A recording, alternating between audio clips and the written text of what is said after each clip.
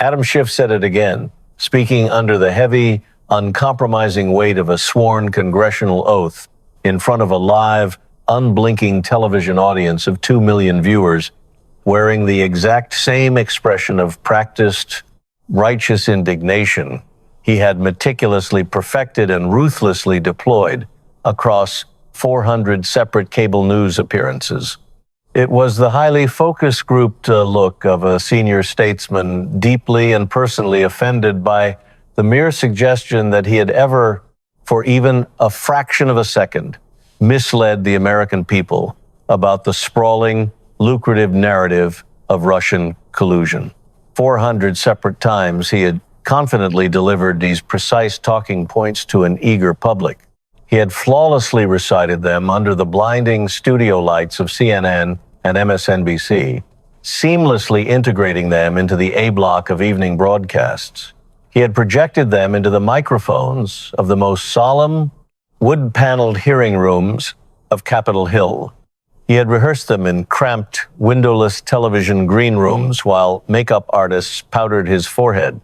And he had delivered them with practiced gravitas across the polished glass desks of prestigious Sunday morning broadcast studios. 400 times the explosive assertions of treason and conspiracy were made, and not once in all those highly orchestrated appearances, across hundreds of hours of live airtime, had a friendly host, an intimidated journalist, or a deferential colleague dared to stop the political momentum to ask the logical, devastating, and entirely necessary next question. But Vice President J.D. Vance was not a cable news host, and he was about to ask that exact question, marking with absolute certainty the final time Adam Schiff could ever confidently look directly into a glowing broadcast lens and genuinely expect his words to be implicitly believed by the American public. This specific, high-stakes Senate Judiciary Committee hearing on intelligence oversight and public accountability had been officially on the congressional docket for exactly 9 days. Within that desperately narrow window of time, Schiff's formidable, multi-million-dollar political operation had mobilized with a characteristic, ruthless efficiency that bordered on the militaristic.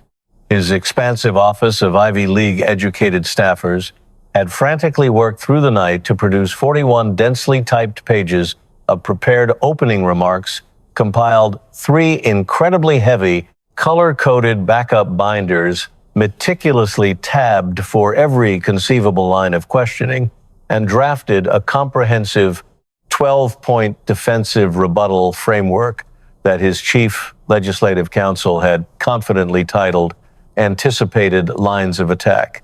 This strategic institutional framework was fundamentally exhaustive, aggressively covering every single conceivable angle of political vulnerability that a hostile committee might attempt to exploit. Complex campaign finance anomalies, strict legal protocols for classified information handling, the humiliating historical precedent of his previous congressional censure, and the looming, deeply problematic mortgage referral. Every single Republican angle of approach, every partisan vector of attack, had been rigorously wargamed in mock hearings, aggressively stress-tested by senior communications operatives playing devil's advocate, and assigned a crisp 3-sentence, television-ready response designed specifically to pivot the narrative back to his preferred terrain. Yet, despite this monumental, unprecedented preparatory effort that consumed the entirety of his staff's waking hours, what the comprehensive framework fatally failed to cover was a remarkably simple, fundamentally devastating question regarding the specific, verifiable number 53. Schiff confidently opened the proceedings, utilizing the exact physical choreography he always employed, delivering a masterclass in performative, spatial political dominance as he leaned forward aggressively over the heavy oak dais, projecting his voice to physically bypass the committee members seated around him, purposefully ignoring the hushed, expectant murmurs of the crowded public gallery, and locked his intense gaze directly onto the glowing red tally light of the primary C-SPAN broadcast lens. It was a mechanical lens he had learned to locate with absolute, unerring precision in any given room, under any lighting condition, possessing an instinctual, almost predatory awareness akin to the way a master architect designs a grand European cathedral to know exactly where the piercing rays of the sun will violently fall at the stroke of high noon. Let me be entirely clear about what is fundamentally happening in this room today. He projected, his voice echoing with a practiced theatrical defiance designed to echo across social media platforms. The Vice President of the United States has deliberately chosen to personally preside over this specific oversight hearing for one entirely transparent reason: cheap, vindictive, political retaliation. This administration obsessively investigated me. It aggressively referred me to the Ethics Committee. It publicly censured me on the floor of the House.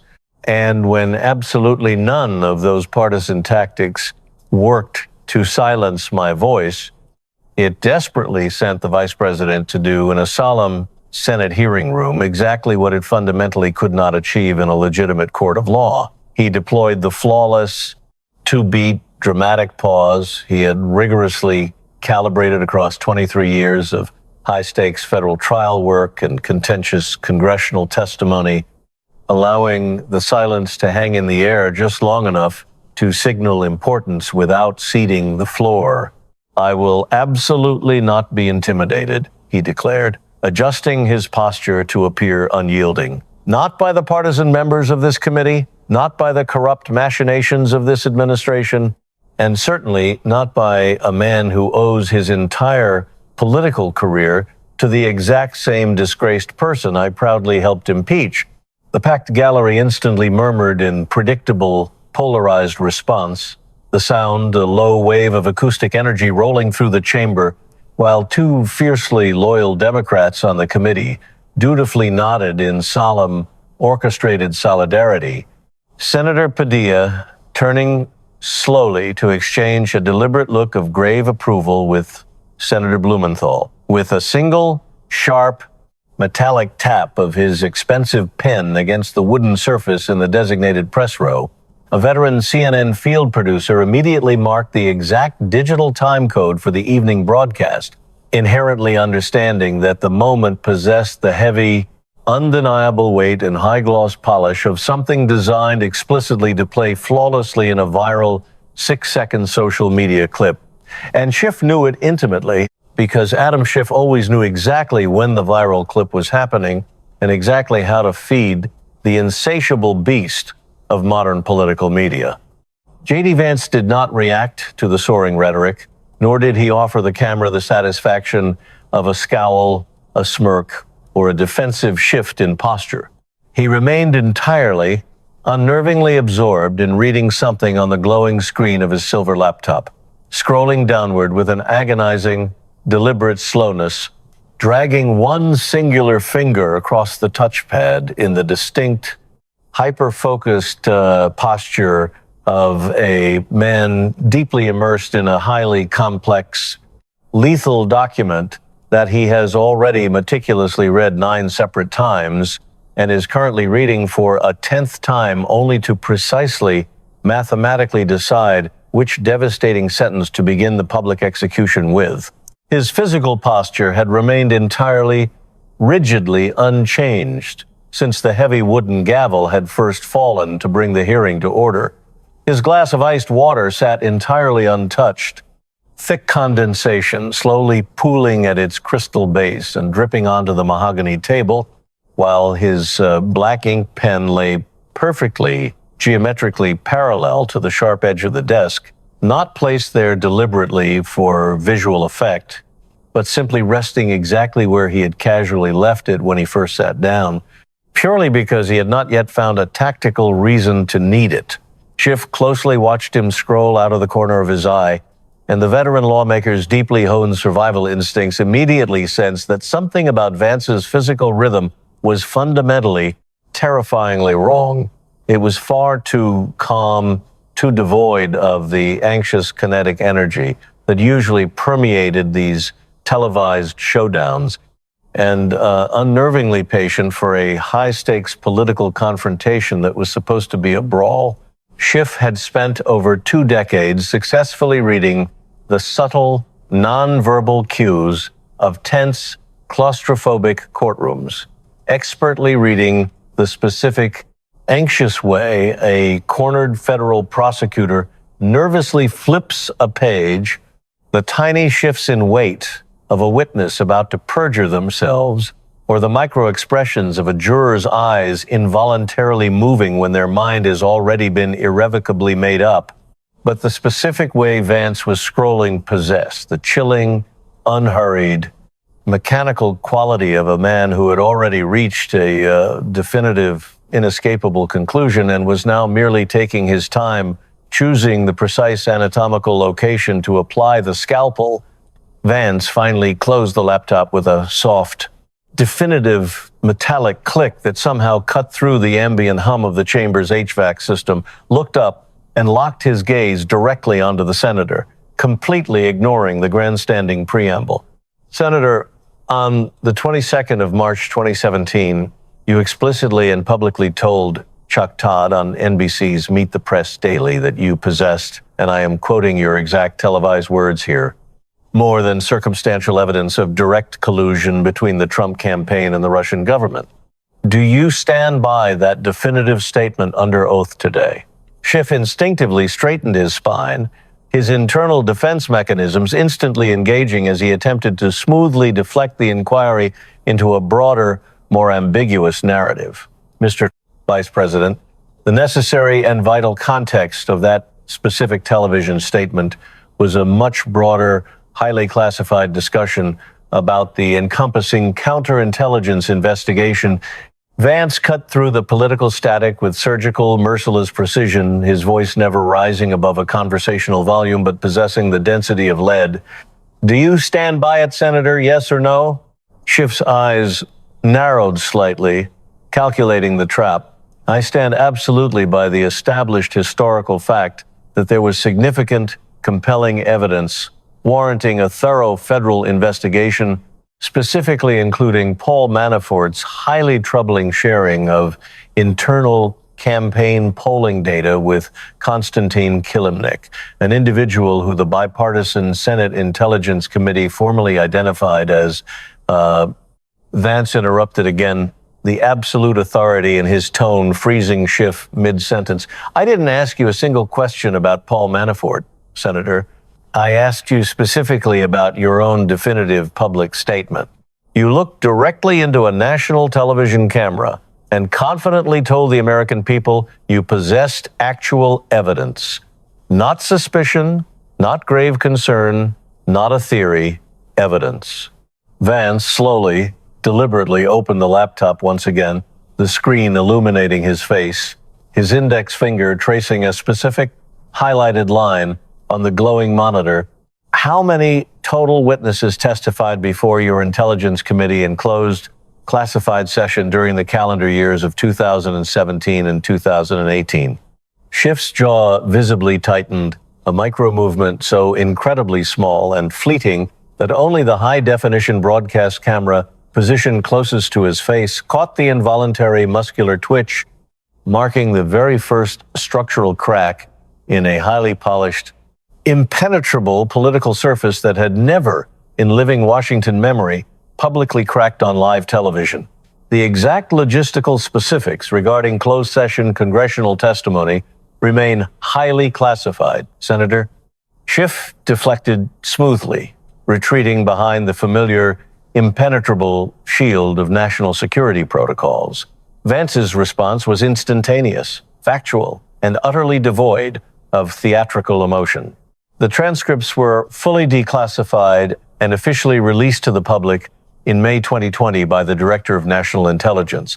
Every single word of them is a matter of public record. The total number of witnesses is exactly 53. Vance did not pause for even a fraction of a second to wait for Schiff to confirm the widely available number.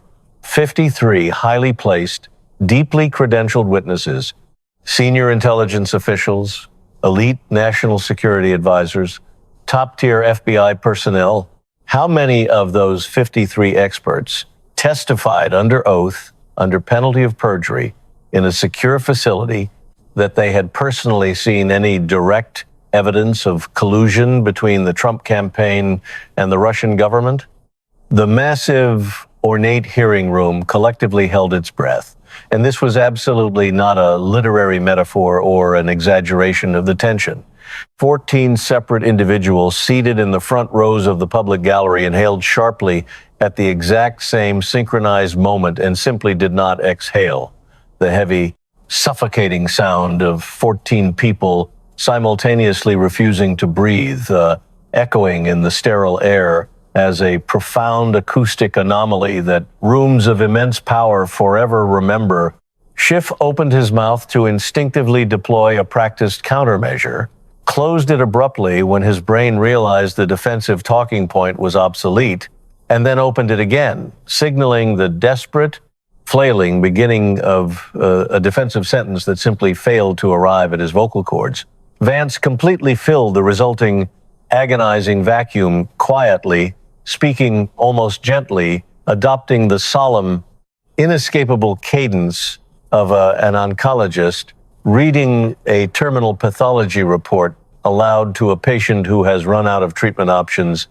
Director of National Intelligence James Clapper testified, and I quote his sworn words verbatim, "I never saw any direct empirical evidence that the Trump campaign or anyone in it was plotting or conspiring with the Russians to meddle with the election." Vance scrolled down exactly 1 inch on the trackpad. National Security Advisor Ambassador Susan Rice, "I don't think I had any direct evidence." He scrolled down once more, his voice a steady, rhythmic drumbeat of factual devastation. Deputy Attorney General Sally Yates, "I don't recall." Vance softly closed the laptop again, the sharp metallic click serving as the only mechanical sound permitted to exist in the entirely paralyzed room. 53 witnesses, Senator. 0 confirmed evidence of collusion. Every single one of them stated exactly so, under oath, before your own committee, sitting right there in your own hearing room. Vance slowly reached for his sweating water glass, took a long, measured sip, and carefully set it back down precisely on its coaster, purposefully employing the profoundly ordinary, deeply grounding gesture of a man who is absolutely not in a hurry to spring a trap because he already controls all the exits. And exactly 3 days after your own committee's legal counsel summarized those devastating exculpatory findings. 3 days, Senator. You deliberately went on national television and confidently told the American people you possessed more than circumstantial evidence. Vance paused, letting the brutally condensed timeline hang in the sterile air, allowing the cognitive dissonance to settle over the press corps. Now, I want to be entirely fair here. It is theoretically possible you made those bold, definitive television statements without fully knowing what your own witnesses had just said behind closed doors. Perhaps your massive staff negligently failed to brief you. Perhaps you confidently went on NBC without bothering to read the critical executive summaries. Vance tilted his head, a microscopic angle, barely perceptible to the naked eye, but mathematically precise enough to signal the final lethal strike. Except, we know they did brief you. Vance smoothly produced a single physical page, pulling it not from the digital confines of the laptop, but from a standard physical folder positioned deliberately beside it, the exact kind of unassuming manila folder that exists by the tens of thousands in every single Senate office scattered across Washington, an object so mundane, it made the devastating contents feel even more clinical. This is an internal, highly confidential memorandum from your committee's own majority counsel, explicitly dated the 19th of March, 2017, exactly 3 days prior to your NBC interview. It reads, in relevant part, summary of closed session testimony to date. No witness has identified direct evidence of coordination between the Trump campaign and Russian government officials. recommend we strictly frame public statements around the ongoing investigation rather than evidentiary conclusions. Vance set the Deming physical page down flat on the desk, meticulously aligning its bottom edge perfectly parallel with the edge of the mahogany table, rather than evidentiary conclusions. Your own chief legal counsel explicitly warned you, in writing, not to publicly claim you possessed evidence. You read that legal memo, and a mere 72 hours later, you sat in a comfortable broadcast chair in front of Chuck Todd and purposefully said the exact words, "more than circumstantial evidence."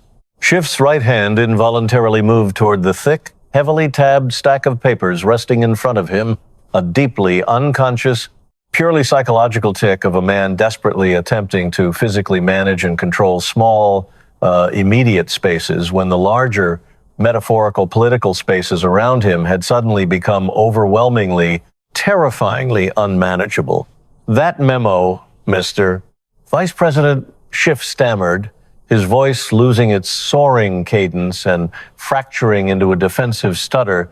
I received literally dozens of highly complex briefing documents prior to any scheduled media appearance, and I am certainly not going to attempt to characterize a historical document. I haven't had the proper opportunity to thoroughly review in its full, appropriate context. Vance's voice remained entirely flat and devoid of sympathy. It is addressed directly to you by name, Senator. It is printed clearly on your own committee's official letterhead. The date is unmistakably the 19th of March, 2017. You have 60 seconds to review it right now, if you'd genuinely like to refresh your memory. Vance gestured openly toward the printed page resting on his table, an offer of transparency that was in itself a weapon. Schiff pointedly ignored the gesture, staring rigidly ahead. Down in the crowded, fiercely competitive press row, a veteran political reporter from the Washington Post frantically pulled up the archived digital transcript of the Chuck Todd interview from March 2017, cross-referenced the phrase "more than circumstantial evidence" with the newly entered memo date Vance had just established on the record, and immediately began typing furiously into her publishing interface, recognizing a career-ending timeline when she saw one. Out in the echoing hallway, notoriously plagued by terrible cellular reception, Schiff's senior communications director was watching the live feed on an iPad propped against a marble window ledge when Vance calmly read the internal memo date aloud. Her knees buckled completely and she sat down hard on the unforgiving, freezing marble floor, not because her legs physically gave out, but because aggressively lowering her center of gravity was the absolute only physiological decision available to her that did not require advanced cognitive processing. As she frantically texted the deputy chief of staff in a blind panic, "Is this going exactly where I think it's going?" Receiving only a dark, silent screen in reply. Inside the chamber, Schiff absolutely refused to sit quietly in the smoking public wreckage of his own meticulously crafted credibility, aggressively rising from his expensive leather chair to fundamentally alter the established physical geometry of the room, forcing the heavy broadcast cameras to physically tilt upward to track him, deliberately rendering himself visually larger while attempting to make his questioner psychologically smaller, a tactical optical dominance he had mastered during his extensive, aggressive trial work. Booming with manufactured theatrical outrage, Schiff accused Vance of cynically presenting highly selective quotations and painfully out of context internal memoranda for the sole purpose of cheap political theater, dramatically pivoting his entire body to face the public gallery to deliver an impassioned, soaring, patriotic speech about the violent January 6th insurrection, the tragic, heartbreaking death of Officer Brian Sicknick, and his own unparalleled moral courage in prosecuting the historic impeachment of a dangerous, norm-shattering president. Schiff's voice effortlessly found the specific, soaring, emotional register that 2 solid decades of primetime cable news appearances had meticulously tuned into a perfect political instrument, resonating with a practiced vibrato of intense moral authority that filled the cavernous room without ever appearing to strain his vocal cords, as he declared that the real underlying question was exactly why the vice president was corruptly utilizing a solemn Senate oversight hearing to maliciously settle a petty partisan score on behalf of a man who had never accepted personal responsibility.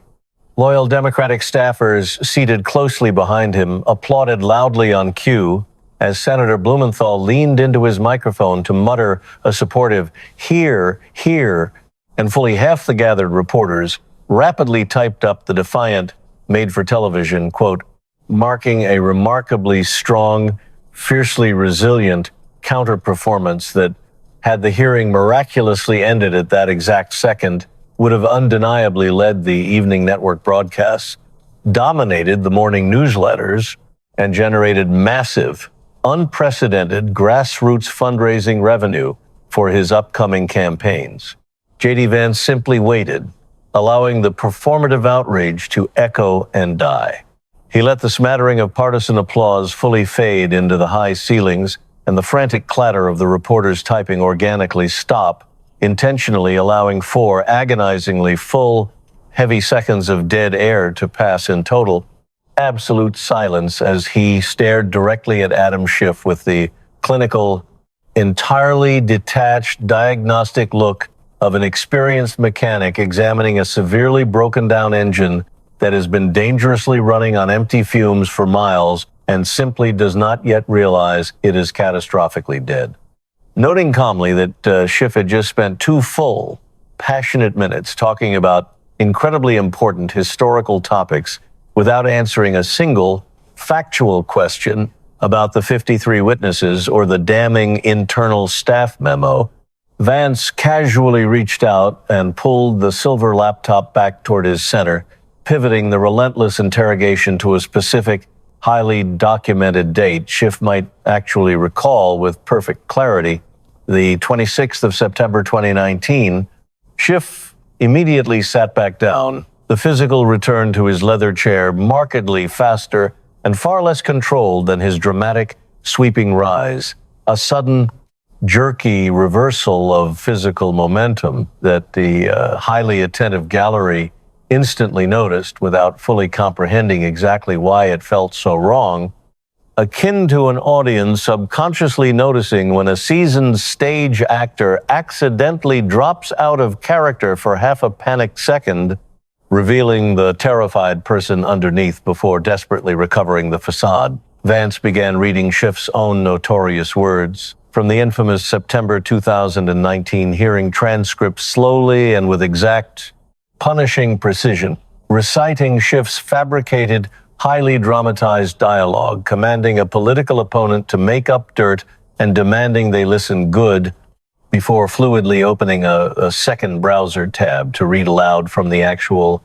verified, publicly released transcript of the Trump-Zelensky call, methodically demonstrating that the real historical transcript contained absolutely none of those explosive mafia-style words. Closing the tab with a soft tap, Vance reminded the completely silent room that when Congressman Turner had correctly and publicly pointed out this glaring, undeniable discrepancy during that exact same hearing, Schiff had defensively backpedaled by claiming his dramatic summary was merely meant to be at least part in parody, deliberately allowing the two fiercely contradictory, fundamentally incompatible concepts of a grave constitutional impeachment proceeding and a lighthearted comedic parody to sit uncomfortably next to each other in the stifling air, like two violently opposed chemicals waiting to ignite.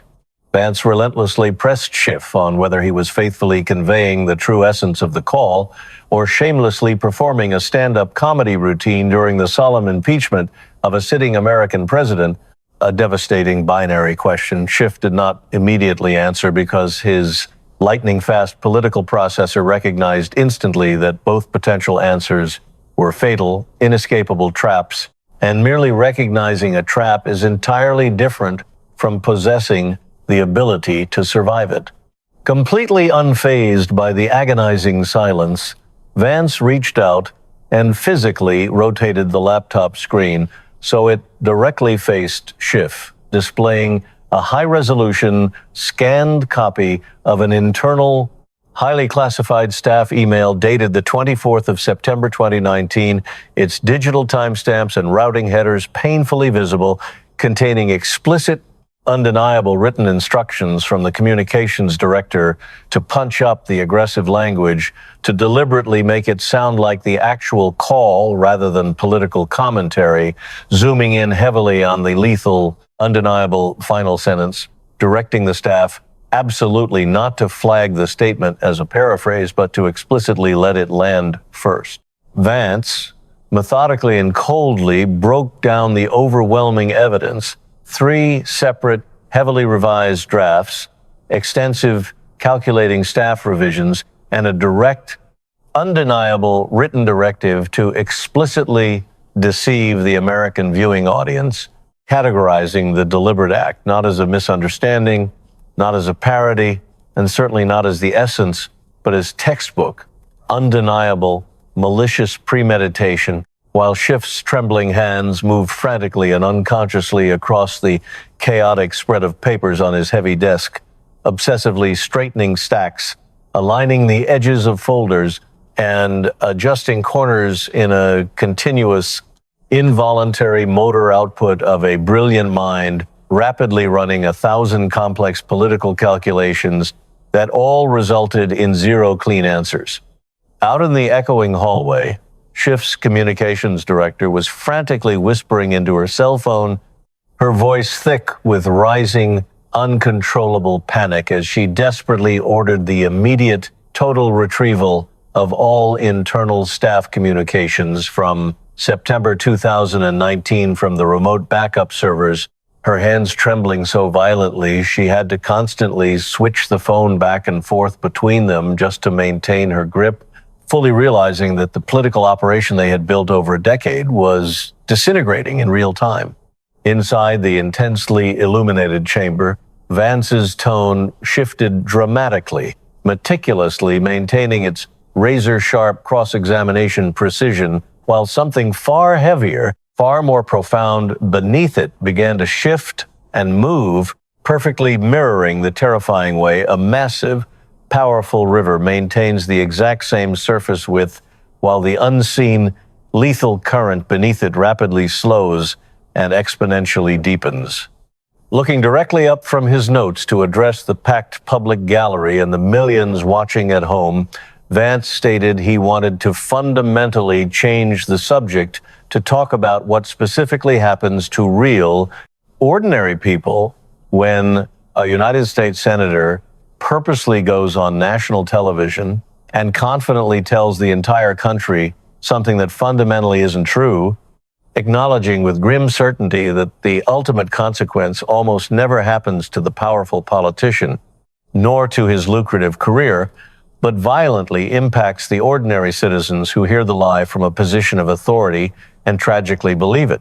Speaking purely from memory without glancing at the screen, Vance recounted in excruciating, granular detail the devastating, utterly destroyed life of Michael Driscoll, an ordinary, idealistic 31-year-old volunteer coordinator in Michigan who spent his evenings driving a rusting pickup truck with 140,000 miles on it to deliver campaign yard signs, whose entire existence was irrevocably shattered when Schiff's televised, authoritative claims of evidence of collusion blindly triggered an aggressive, sweeping FBI investigation that led to Driscoll being cornered and aggressively interrogated by armed federal agents directly at his workplace.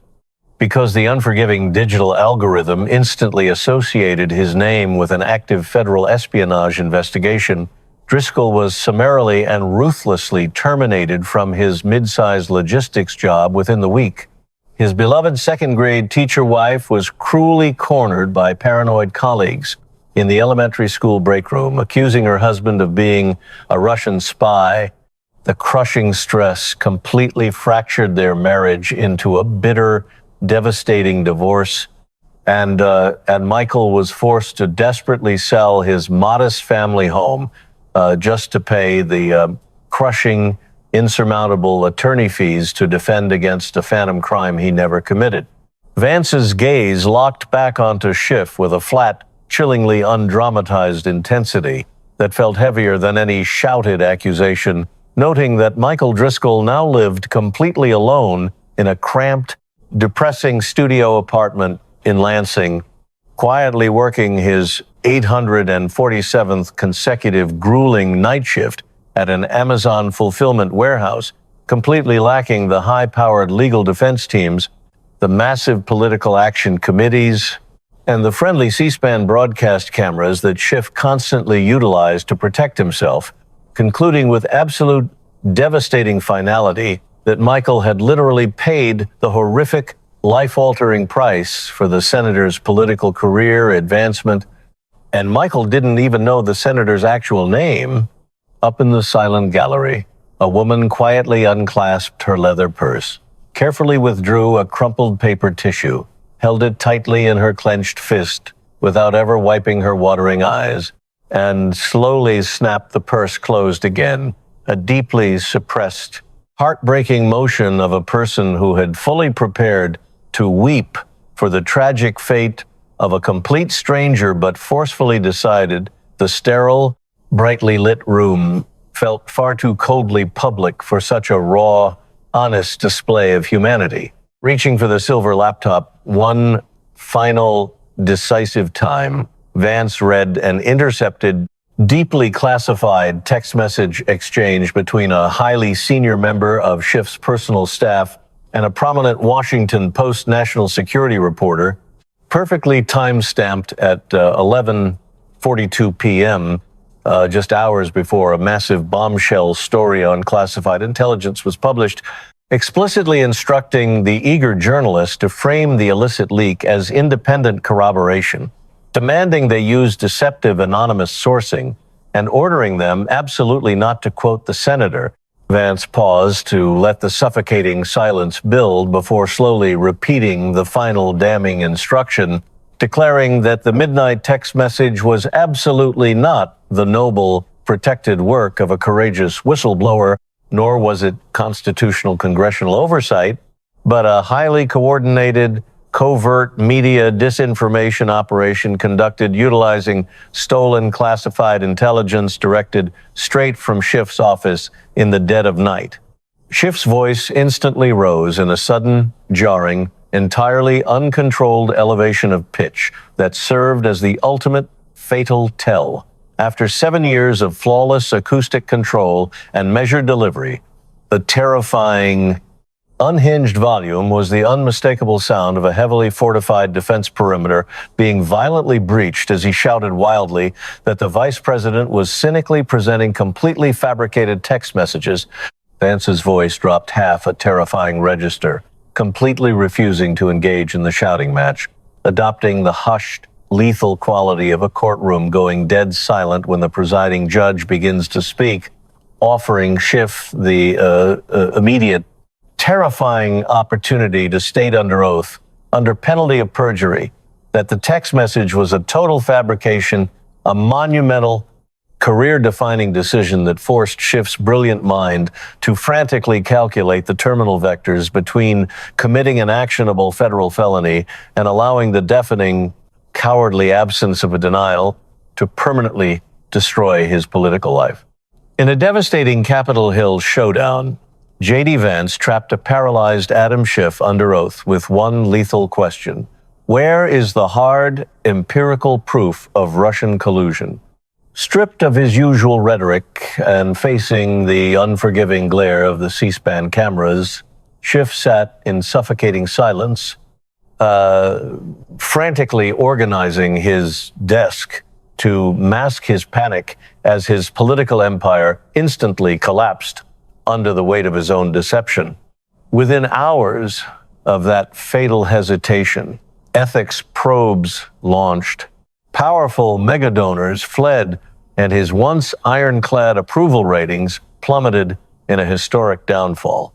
But while everyday Americans finally watched the architect of their division crumble and Vance calmly took his victory lap on primetime television, a far darker storm was quietly brewing off camera.